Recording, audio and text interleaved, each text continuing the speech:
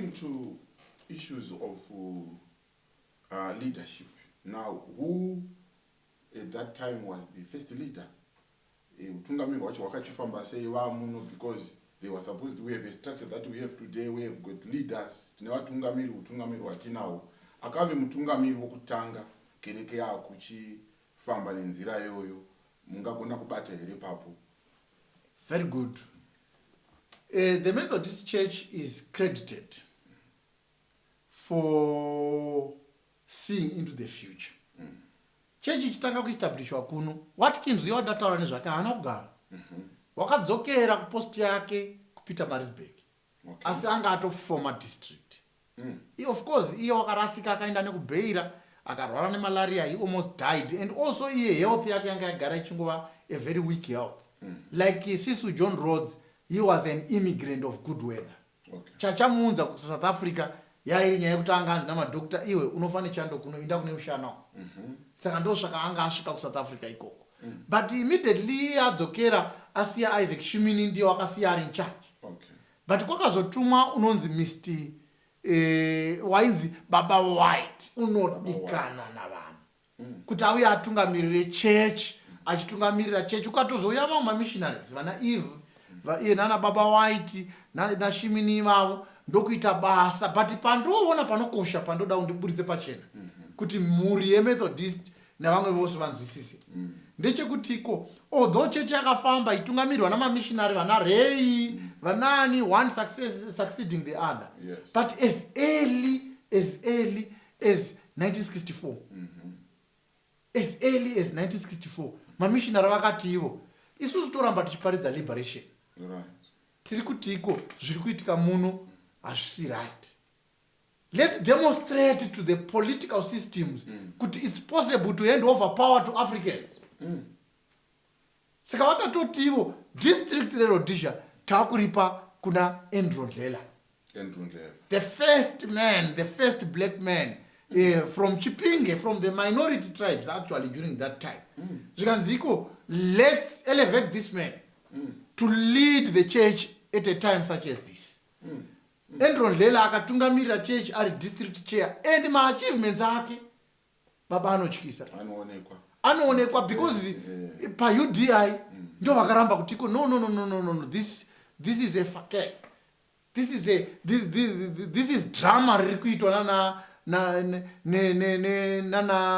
nevatungamiri vari muno nokuti iko chinonzi unilateral declaration of independence yanga declare yanga isiri kupa independence kuvanhu vatema, yanga iri about themselves. It was about themselves. So they really organized people as a church, vakaita ma-statements ekuramba UDI under the leadership of Ndlela. His major success was to be able to lead the church yanga ine 50% whites, 50% indigenous ministers. It was a challenge indeed. It was a challenge because there was always division of interest among the ministers. Yeah. But he managed to be the center.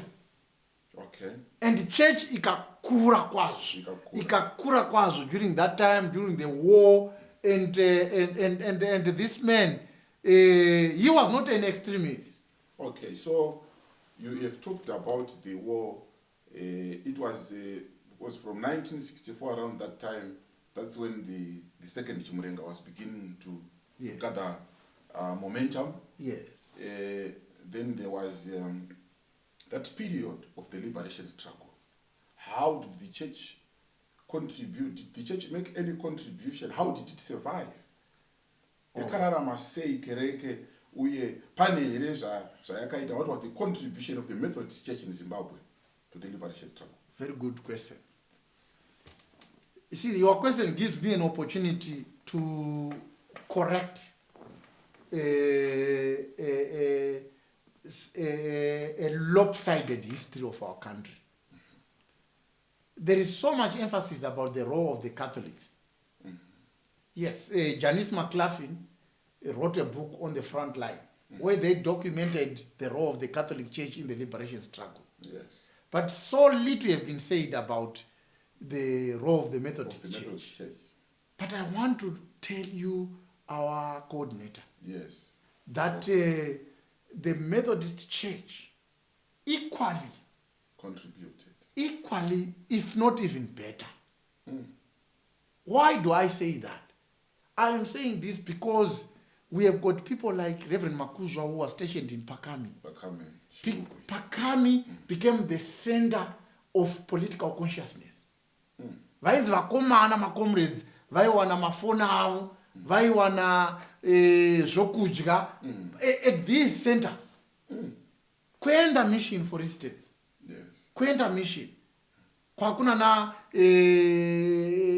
vana Dr. Mazovere, later on they ended up being there, but these were centers of consciousness. Kwakune contribution inochikisa kwazvo yakaitwa navafundisi veMethodist Church vaivapa zvinhu.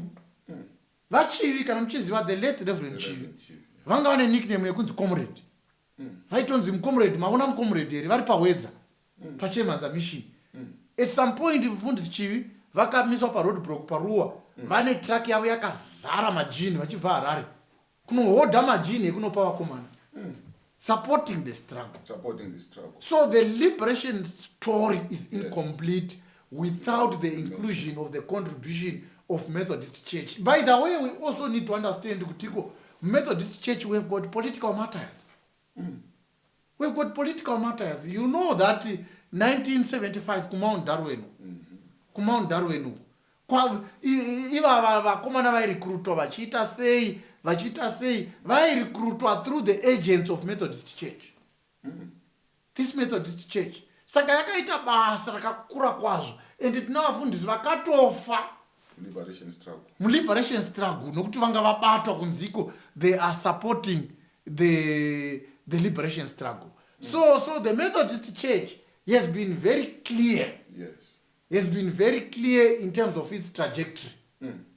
Kuti church inosupporta justice for all, and my champions are this movement. Kenan Banana actually became the first ceremonial president of Zimbabwe, which was a recognition of the contribution not only of Kenan Banana but also of the Methodist Church in the struggle. The first president was a Methodist minister. So the Methodist Church all over, tisingatauri nezveroo the lay people. Kana tikapinda ku lay people, Joshua Ngomo was a Methodist preacher. Forget about him being Catholic on deathbed. But we are talking of the conscious Joshua Ngomo was a Methodist. The unconscious Joshua Ngomo was a Catholic.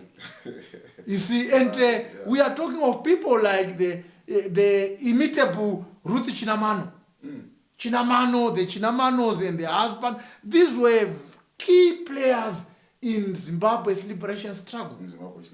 So, Vana Chinamano, Vana Joshua Ngomo, all these people were central to the liberation movement. Hence, we argue, Kutiko, without the contribution of Methodist Church, the liberation struggle could have been delayed, derailed, or otherwise not realized. Thank you very much, Doc. Maybe as we are racing against the time now, we cannot really maybe conclude this dialogue without maybe looking at how then the church moved from that time kusvika nguva yakazonzi makuzvimirira moga ikawana autonomy, and then it has moved up to maybe the contemporary time that we are in, and it has faced its own struggles, maybe failures and challenges. What are the things that you may mention? So munganongedzera kuti apa yakafamba nemukati mejecha zvaifanira kubuda zvikanetsa mukati mekufamba kwekereke. What have been the struggles, although we have also seen the scores that the church made? Yes.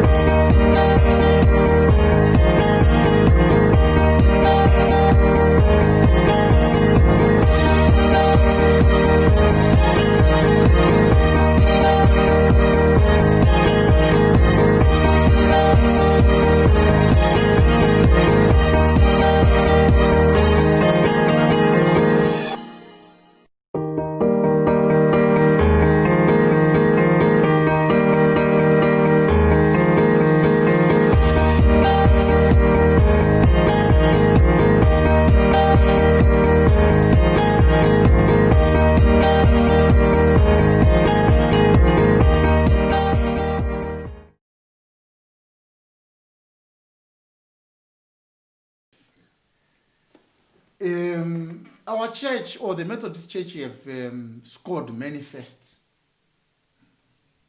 Like I have said, was one of the earliest denominations to recognize African leadership. Kuti ngatipei munhu mutema aite leader of the synod. And by 1977 in October, 77 October, when the whole world now was talking about independence of Africa, the British Methodists say, let's move ahead of politics and give them autonomy. Then the church became autonomous in 1977, just 3 years before political independence in Zimbabwe. So this was a huge score for the people called Methodist. But even when they became an autonomy, Reverend Lela became the first black president of the conference. Of the conference? Yes. Methodist conference. Methodist conference. Now it's an autonomous body, not under British anymore. And now the Reverend Lela is appointed the first black president of the conference. And the church grew. The schools were already there. But the major task now was, how do we rebuild the country after the war? So evangelism was at the center. It was at the center.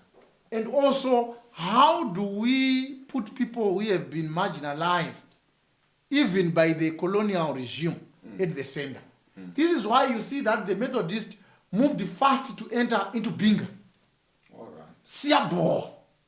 Kuvanhu vanga vachinziko kwakaoma ikoko, but the Methodists emphasized kutiko, let's really come up with scholarships. The Ruadzano Manyano came up with scholarship which mainly benefited girl children from Binga, from Siaboa, in Matebeleland there. There was really a special focus of building the church in these areas. So the church did very well in terms of evangelism. The church did very well in terms of upgrading the schools that they had inherited from the missionary leadership. So you will see that schools such as Sandringham, Wildlife, they are all now high schools. They are now high schools, At the initiative of the black leadership. But you also see that apart from the schools, you will see that there is also huge emphasis on gender inclusivity. Right. So by exactly 1977, the same year that the church becomes autonomous, they also accept the first woman to train as a minister.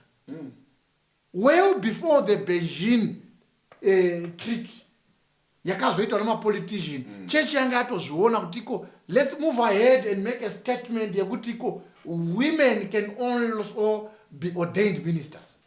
So Reverend Margaret James became the first Methodist woman minister to be accepted by our conference. She was in the newspapers because it was really not something that was ordinary in those days, because women and African culture were looked down upon. They were supposed to submit. They were just supposed to submit and to exist for the pleasure of men.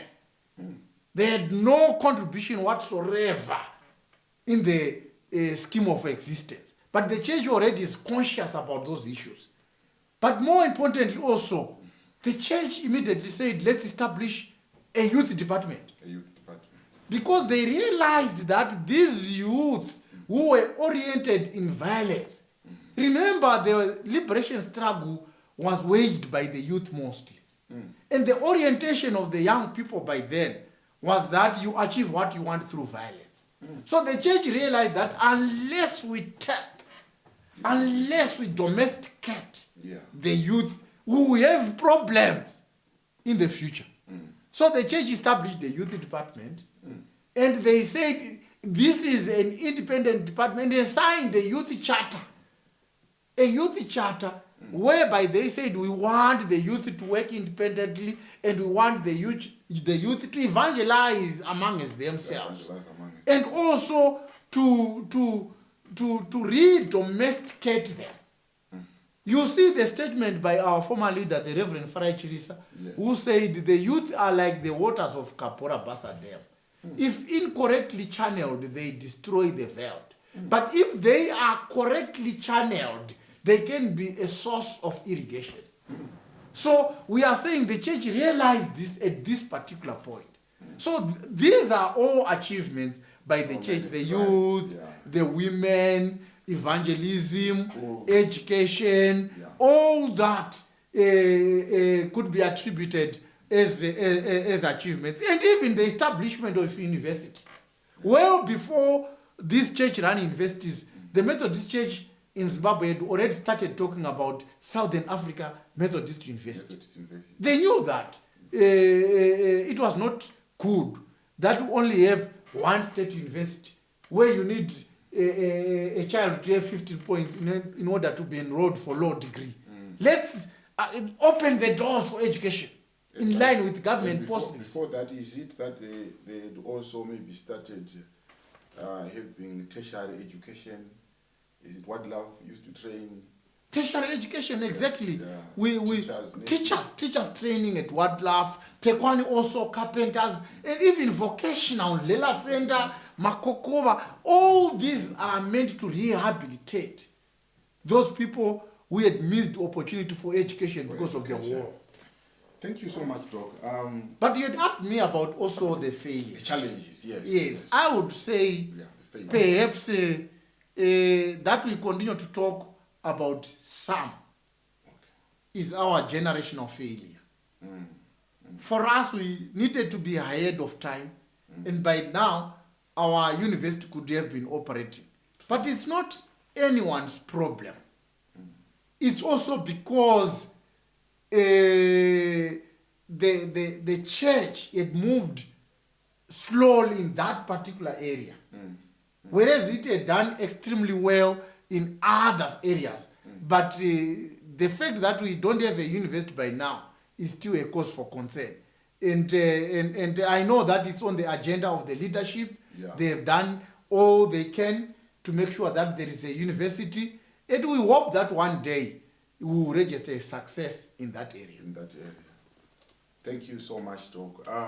Now, coming to the current situation whereby, as we are here, the whole world at large, Zimbabwe not excluded, even the MCZ not excluded, people have experienced this pandemic, the COVID-19 pandemic. And many schools of thought have come from various angles. Some saying it is a punishment from God. Others are maybe even challenging the relevance of the church. And maybe before we conclude, can you shed light on, can you give your opinion? Thank you very much about that question. Is it true that we have had many interpretations about the COVID-19? But it's not the first time that we as a people have experienced calamities. And it's never the will of God that the people of God be under deprivation. So this whole talk about this being punishment from God is a theological misnomer. God is so loving, and God has created human beings in such a way that they become stewards of their own environment. So whereas Corona is really the province of scientists in terms of its origin and many other things, but what we know as people of faith is that it has given us an opportunity of learning new ways of becoming a church. Yes. Whereas previously we have emphasized about things that we can actually manage to shed off, things that are not really essential for the growth of our faith. But this lockdown, you have demonstrated that the church doesn't depend on gathering. It's important, yes. The church doesn't depend on many other things, but the church is a relationship. So this COVID-19 has presented us with an opportunity to reconcile ourselves to God in unique and individual ways. Whereas before we have tried to hide in collegiality to us as a people when we do things as a church, but now you have to sharpen and refine your relationship with God as an individual, in your own homestead. So for us, this is an opportunity, but we are people of hope. We don't think that COVID is the God's last word to the people in the world. Obviously, there will be redemption. We look forward to a time when we will sing together, when we will worship together, because the essence of mission, is actually to build a congregation. When I say a congregation,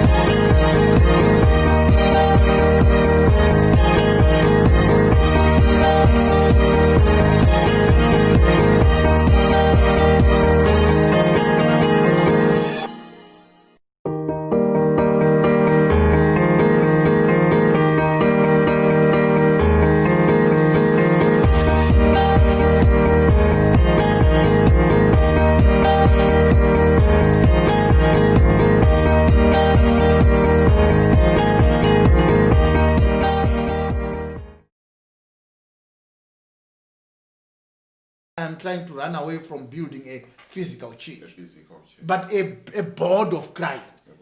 That's the essence of mission. So God will never be opposed to himself forever. I am assuring the nation that this COVID-19 is a passing phase. Times will come back when we will worship together again, when we will celebrate together again, when we will sing together again. But this COVID yet to take place so that the world can realize, the world should realize its limitedness. Even scientists in America, in Britain, in Canada have failed to contain this COVID.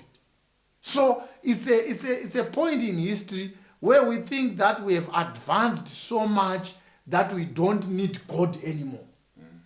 You remember in America there is what is called the Friedrich Nietzsche movement, which says God is dead movement, which propagates deism, which says God like a watchmaker, wakangogadzira watch, akafuratira akaenda kwaanoenda, saka watch inongofamba yega ichiratidza time, saka mwari wangosika nyika inongofamba yega isina muridzi. Movement iri kuAmerica, but by this COVID-19 there is an emphasis and a revelation yekuti God is in charge. God is in charge. Vatsvaga kusayensi, vakatsvaga kugeography, vakatsvaga kwese, hakuna answer. So it has removed self-dependency. Exactly. And people have come back to realize that there is a maker. There is a maker. And we depend on that maker. More importantly, our destiny is tied to God's interest. To God's interest. So we are never independent, no matter how no matter how we become sophisticated as a society. There is a point when we feel that we are limited, and only God can redeem us. Maybe I just want to combine two last questions, Reverend Dr. K Gondongwe. Now that we are in this context of the COVID-19, we look at the roots of Wesley, where Wesley was so much concerned, particularly with the socio-economic setup of the people, economic distress among the people. You have mentioned that the Methodist movement actually averted a potential revolution that was supposed to have taken place, but it did not. So currently, in response to this, what do you think is the relevance of the church? How can the church be relevant in this context? Seeing that many people's livelihoods have been compromised with incomes, people have become poorer. And then after that, what do you think the future of the church holds? Thank you very much, Coordinator, for such an inquiry. Firstly, your question is truth-thrown. But firstly, the Brazilian theologian, Bishop Romani, says, when I give food to the poor, they say I am a saint. But when I start asking why the poor are in this state, they say I'm a communist. So, the major challenge in the context of this COVID-19 is not only for the church to be conveyor belts of foodstuffs and provision of water and all that, but also it's an opportunity for us to question the structures of governance within our country and beyond. So we are saying, yes, it is the role of the church to make sure that we feed the hungry, to make sure that we clothe the naked, to make sure that we visit the sick, to make sure that we are part of those who are marginalized, and we make sure that we provide for them. But we must move also a step further and ask hard questions. Because it is in this COVID-19 that other people are profiteering. through this catastrophe. We want to know kutiko kana zvichinziko kuri kugadzirwa mamask, who is benefiting within the political elites. Kana kuchinzi kuri kuitwa testing, who is benefiting, and it's all role of the church. So in as much as we, like John Wesley, we must continue to have what is called by John Wesley preferential option for the poor. We have a preferential option for the poor, but we must also ask hard questions for those who are abusing the poor. So this is the role of the church. So our relationship with government must be that of an institution and a prophet. We must speak truth to power, not necessarily opposing government. We are not opposition. But we must speak even louder on issues of justice, on issues of equality, on issues of inclusivity, on issues of people's freedoms. It's the role of the church to preach about these things because they are God-given. They are God-given. No one can alienate humanity from God-given rights. So you asked me also about the future of the Methodist Church. Yes. I want to say the Methodist Church have done many things right. The training of pastors, very concrete. We have trained our pastors in such a way that they can fit anywhere in the world. Yes. And a church that doesn't train its pastors well always remain behind of the laity. Our laity is now very educated. But look at our handbook. More than 150 ministers are degreed. And perhaps more than 100 have at least a first degree. We have no company or institution with such learned people. So our church is a learned church. So because it has decided to invest in education, its future is bright. It's not only going to be a church for Zimbabwe, but we are training ministers for worldwide ministry. We have people in our diaspora. We have experienced a cultural shock and many other things. But we are saying because we have done things right in terms of training of our pastors, we have also done things right in terms of leadership renewal. And we call upon government to learn from us. 5 years, you come into the stage and you go. And we are not just talking about it, we are doing it as a church. So I had been a mission director of the church. I served my term and I had to go. No matter that I felt that perhaps I was comfortable or I felt that this was something that I was doing well, but time limits. So we are saying because of all these things, we have saved ourselves from successionists. In other churches, I don't want to mention by names. You know, Tiko, they are fighting now. They are fighting. Kwawane church yakwaningi, kwawane church yakaningi, kwawane church yakaningi. Nokuti iko, as long as you don't renew leadership, then you naturally exclude others. So the church has done this very well, and I urge it to keep on that tradition whereby there is renewal of leadership, and that will guarantee the future of this church. And more importantly, obviously, the church have not remained what it was yesterday. It has taken the shape of a movement. It continues to preach life where there is none. It continues to speak truth to power. It continues to be the church that was envisioned by John Wesley. And because of that, the fears of John Wesley, the Kutiko, this church will exist as a sect without power. Those fears can be allayed. Because the church is set for greater things. Going into future centuries. Thank you so much, Reverend Dr. Gondongwe. it has been such a wonderful time for us to have this dialogue, very informative, rejuvenating, inspiring. I have personally been uplifted, especially looking at the historical movement of the Methodist Church to what it is right now. And of course, this is going to be beneficial, not only to us, but even the future generation. Yes. I usually say from generation to To generation. How excellent is his now. So thank you, and we thank God for this opportunity that we have had.